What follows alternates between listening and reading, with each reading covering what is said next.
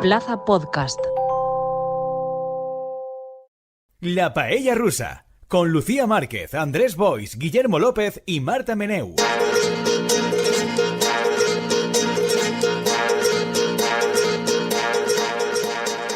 Y ahora yo creo que es momento de pasar a nuestra recomendación cultural. Este especial lo hemos llamado como especial, esta recomendación cultural especial San Valentín, porque vas a hablar de un tema muy romántico.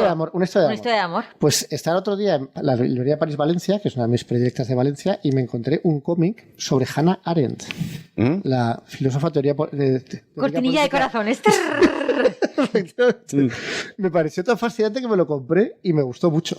Es un cómic que cuenta su historia, lo que pasa es que se centra en lo que llama las tres huidas de Hannah Arendt, que es la huida de Berlín cuando ya llegan los nazis y la cosa está poniendo muy negra, la huida de París, que es cuando llegan los nazis. Cuando llegan los nazis la cosa se pone muy negra también. Y luego la huida de Marburgo cuando huye de Heidegger. Bueno, cuenta si el oyente no está familiarizado con ella, pues supongo que sí, pues es una persona muy importante por sus aportaciones sobre todo a la teoría política, pero tiene una vida fascinante. Ella es judía, nace en Hannover, pero es de Königsberg, que es también la ciudad de Kant, y ahí vive sus primeros años con sus padres. Su padre estaba enfermo de sífilis y entonces su padre estaba loco, desquiciado, y cada vez que se le acercaba a ella con sus 5 añitos tal, eres un monstruo, le decía su padre. Por eso luego lo que pasó. Su padre muere, claro. Se buscó al padre. Claro, bueno, claro. Interpretación psicoanalítica aquí. Sí. ¿No? Entonces ella muere el padre y ella se obsesiona por la filosofía de Kant. Hablamos de cuando tiene 14 años, ¿no? Y entonces se lee toda la obra de Kant y como le sabe a poco, dice, pues ahora voy a leer a las fuentes de Kant. Entonces empieza a leer a los griegos. ¿A quién no le ha pasado? Pero claro, lee a los griegos en griego clásico. Con lo cual, a sus 14 años también aprende griego clásico. Se lee a los griegos en griego clásico y luego, aprovechando su nueva soltura en griego clásico, se dedica a montar para su madre, que es así muy progre, y sus amigos, a montar tragedias griegas en griego clásico interpretadas todos los papeles por ella. Me pasa una cosa fascinante. ¿Sí? Eso comenzó el cómic, ¿vale? Bueno, luego acaba en Marburgo, que es donde está Heidegger, se apunta al curso de Heidegger. Heidegger es una especie de galán, un Rodolfo Valentino filosófico. Coincide ahí con un montón de filósofos que luego serán muy importantes, como Herbert Marcuse, como Emmanuel Levinas, y ella pues se ven mutuamente seducidos y fascinados y tienen una affair que dura más o menos unos meses.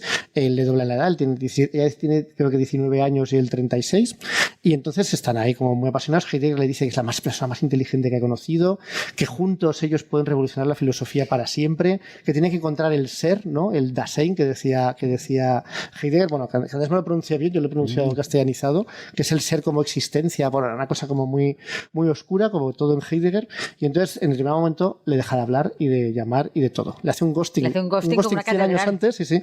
Y entonces ella pues acaba pues evidentemente bastante decepcionada, se acaba yendo de Marburgo. Bueno, el cómic no cuenta esa historia en detalle. Acaba en Berlín se casa con una persona... ¿Un señor? No, un judío rico de Berlín, ¿vale?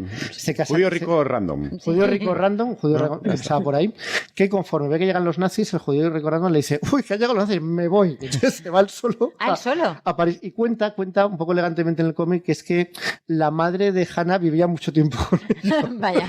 Entonces dijo, entre los nazis y mi suegra, yo lo siento, pero me voy. Entonces se pira y en principio Hannah Arendt no quieren irse porque toda su vida está ahí y tal, y sigue durante los primeros años del nazismo, sigue en Alemania, sigue en Berlín, hasta que un día le encarga el Congreso Mundial Sionista, le encarga que, sí, también en Berlín, ¿sabes? Le encarga que haga una historia de los abusos y los excesos propagandísticos de los nazis. Y entonces ella se trabaja en la biblioteca unas cuantas semanas, por supuesto la bibliotecaria le denuncia, porque es que hace una persona con toda pinta de ser judía cogiendo esas cosas, le empiezan ahí a hacer un interrogatorio, la cosa se pone chungo, pero ella logra camelarse en todos los aspectos al guarda, que le deja libre, le libera, y entonces conforme sale de allí, al menos como cuenta el cómic, coge a su madre y se piran para París. Y muy buena lección, porque 2 años después primero llega la guerra. No, sobre todo l'home estaría contento en veure arribar la sogra de nou. Sí, no, por eso llega con la suegra y entonces al principio pues muy bien, pero luego muy mal. Se me había olvidado ese detalle, fíjate. Se divorcian y se casa con lo que será su segundo y último marido, que es una autodidacta muy brillante y muy inteligente, con el que ella se entiende muy bien y ningún problema. Entonces están en París País Felices, ahí conoce a un montón de gente también de la inteligencia de ahí francesa, conoce a Walter Benjamin, que es con el que va a tener luego una relación más intensa, como una especie de segundo maestro, pues un señor completamente diferente a Heidegger, o sea, es un señor muy noble, super muy cookie, abierto, es un cookie. muy abierto, muy majo, muy loco, tal, sabio loco. Bueno, entonces acaba suicidándose en la frontera con España, pero bueno. Entonces llegan los nazis otra vez, pero antes de llegar los nazis llega la guerra y durante la Drôle de Guerre, cuando la guerra no era real, deciden en Francia meter en un campo de concentración, porque es lo suyo, a todos los súbditos del enemigo que están en Francia. Entonces, claro, cogen a esta pobre mujer y a su madre, que son judíos alemanes huidos de los nazis, y como son alemanes, los meten en un campo de concentración. Entonces, estupendo, están en un campo de concentración ahí hasta que un determinado día, cuando los nazis ya han ganado la guerra, las autoridades del campo de concentración no saben qué hacer y empiezan a decir: ¿os podéis ir? Bueno, no, os podéis ir todos menos los que sean judíos. Bueno, no, menos los que tal. Y entonces al final, tal vez me lo cuenta ahí, que no sé si es verdad, Harari dice: bueno, yo me voy. Entonces se va, los demás, aquí no pasa nada, nos quedamos. Y luego llegan los alemanes y ya esa gente, exacto, ¿Pero se va ella soles o a la madre? Se vaya ella con su madre. Ah, la madre también. Sí. Pero es que la madre había huido, o sea, la madre no estaba, se encuentra la madre en Marsella. La madre había fuchillo. No. La madre es que no le afectaba, no le afectaba ese decreto porque tenía más de 55 años. O sea, los franceses solo habían cogido a los que tenían entre 16 y 55 años de esas características. Entonces estaba libre y fue con ella a reunirse en Marsella. Se va en Marsella, bueno, ahí es cuando el último adiós de Walter Benjamin, que por un día no se va con ellos y entonces acaba muriendo en Portbou. Un desgraciado, pobre hombre. Tiene su tumba ahí en Portbou, bueno, todo muy triste. Con un memorial súper bonito. Porque además no lo conoce nadie, no lo conocía nadie en aquel momento, se conocía en círculos íntimos y se dio a conocer posteriormente por su obra, ¿no? Y entonces ella llega a Estados Unidos y ya la última parte del cómic es su historia en Estados Unidos, cómo ella se da a conocer y también cómo ella se aleja de la filosofía, que a mí me parece interesante, o sea, porque ella, su formación evidentemente era filosófica, pero ella ve que la filosofía no le satisface. Y en el cómic deja entender que no es por, digamos, despecho respecto de Heidegger, sino porque al final ve que la búsqueda supuesta de la verdad de Heidegger pues es una tontería y que no tiene sentido y que no es posible encontrar la verdad porque no existe la verdad, que hay verdades, es decir, que la verdad es una cuestión discursiva, dialéctica, que depende de cada persona, que no se puede aislar de ninguna manera y que nunca es definitiva. Entonces cuando entra también hay su noción de lo que es el espacio público frente al espacio privado y sobre todo pues su idea de que la realidad es política y que se forja a partir de las personas que en ella participan, ¿no? Y ella de hecho se aleja completamente de la filosofía y gana su fama con obras que en esencia son obras de teoría política. Por ejemplo, los orígenes del totalitarismo, del que ya evidentemente pues está muy, muy informada, que es una obra que es un bestseller, cosa que ahora el bestseller, pues sí, es un bestseller y gana tanto dinero con eso y tanta fama que eso ya le resuelve la vida. Luego acaba siendo profesora, creo que de Princeton, y bueno, ya pues hace su vida. Existe la coda final que todo el mundo conoce, creo yo, que todo el mundo conoce la trayectoria de Hannah Arendt, que es su papel en el juicio de Eichmann, el nazi que captura en Argentina a los servicios secreto del Mossad israelí y que lo juzgan en Israel y le condenan a muerte, que ella no acaba de estar muy de acuerdo con la legitimidad de, bueno, con los resultados del juicio, eso le crea problemas con los judíos, bueno, pero en fin. A mí me parece una persona, sobre todo es la historia que está muy bien contada en el cómic, de una persona libre, que es libre en todos los aspectos, no en el aspecto Comunidad de Madrid, sino en el aspecto real de lo que es la libertad, para entendernos, y que ejerce su libertad pues en situaciones y circunstancias muy difíciles, ¿no? Porque tiene que vivir, pues eso, tiene que vivir primero bajo el nazismo y luego escapar del nazismo por segunda vez en Francia, cosa que no es nada sencilla. Y es bastante recomendable, me ha gustado. O sea, se lee en 2 horas. Claro, todo esto en lenguaje novela gráfica, ¿cómo lo integran? Pues no es fácil. Porque además, sale Heidegger con un bocadillito. En plan... Sí, no, o el texto, sí. A ver, es verdad que evidentemente hay una simplificación obvia. Yo lo agradezco porque a mí la filosofía, a menos la de Heidegger, se me ha parecido muy oscura y nunca me ha seducido. Menos mal, porque era un oscuro nazi, así que está bien. Sí, bueno, claro, no hemos caído en ese pequeño detalle de que Heidegger se me ha olvidado porque no es el personaje. Heidegger luego, como sabrán muchos espectadores, pues fue rector de su universidad, entusiasta y miembro del partido nazi hasta el 45. Hay cambio de opinión en el 45.